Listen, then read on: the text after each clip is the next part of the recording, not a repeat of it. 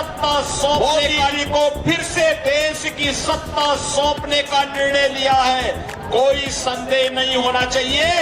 क्योंकि कांग्रेस की सांप्रदायिक सोच के कारण, जातिवादी सोच के कारण यह देश पहले ही भारी नुकसान सह चुका है।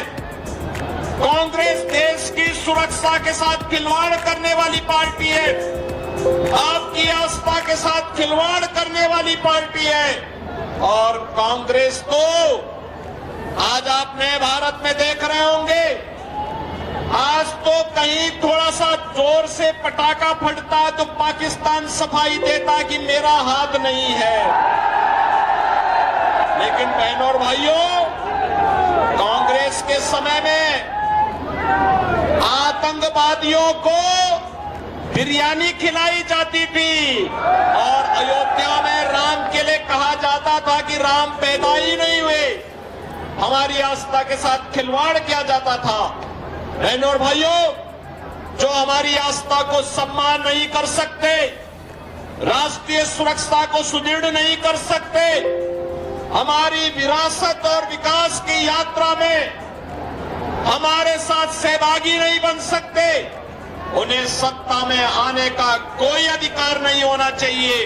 कांग्रेस ये अधिकार अपना खो चुकी है और इसीलिए आप सबसे अपील करने के लिए आए हैं कि आपके लोकप्रिय सांसद को इतने वोटों से विजयी बना करके भेजे कि 2014 और 2019 का मिला करके जो संयुक्त होता है उससे अधिक वोटों से सीपी जोशी चुनाव जीत करके दिल्ली जाने चाहिए। अपील करते हुए एक बार फिर से देश की आवाज के साथ चित्तौड़गढ़ और राजस्थान की आवाज भी जुड़े और जो देश की आवाज है ये फिर एक बार मोदी सरकार, इस सरकार के साथ हम यहाँ के उम्मीदवार के रूप में श्री सीपी जोशी जी को भारी बहुमत से विजयी बनाने की अपील करते हुए मैं अपनी वाणी को देता हूं विराम। जय श्री राम। भारत माता की, भारत माता की, भारत माता की। वंदे वंदे वंदे। भारतीय जनता पार्टी के कर्मठ और लोकप्रिय प्रदेश अध्यक्ष और इस वीर भूमि से भारतीय जनता पार्टी के लोकप्रिय प्रत्याशी श्री सीपी जोशी जी, यहां के लोकप्रिय विधायक और संसद में हम दोनों भी काफी दिन तक सांसद साथ थे, श्री कृपलानी जी, भारतीय जनता पार्टी के सभी पदाधिकारीगण और उपस्थित निम्बाहेड़ा के मेरे सभी, चित्तौड़गढ़ के सभी मेरे उपस्थित बहनों और भाइयों, आज आप सबको मर्यादा पुरुषोत्तम प्रभु श्री राम की पावन धरा से वीर भूमि मेवाड़ को प्रणाम करने के लिए मैं विशेष रूप से अपील करने के लिए आया हूं।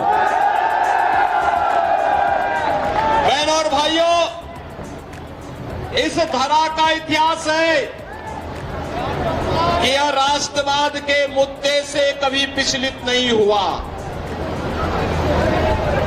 हमने हमेशा राष्ट्रवाद के पथ का अनुसरण करते हुए भारत माता के लिए अपना सर्वस्व बलिदान करने के लिए हमेशा ये वीर भूमि तक पाकिस्तान सफाई देता कि मेरा हाथ नहीं है। लेकिन बहनों और भाइयों, कांग्रेस के समय में आतंकवादियों को बिरयानी खिलाई जाती थी और अयोध्या में राम के लिए कहा जाता था कि राम पैदा ही नहीं हुए।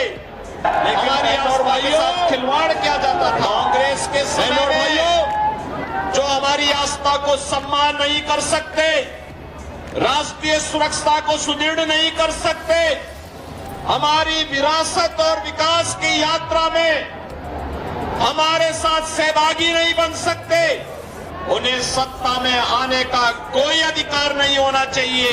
कांग्रेस ये अधिकार अपना खो चुकी है और इसीलिए आप सबसे अपील करने के लिए आए हैं कि आपके लोकप्रिय सांसद और भारतीय जनता पार्टी के प्रदेश के अध्यक्ष श्री सीपी जोशी जी ने साबित किया है कि चित्तौड़गढ़ के सबसे उपयुक्त प्रत्याशी हैं।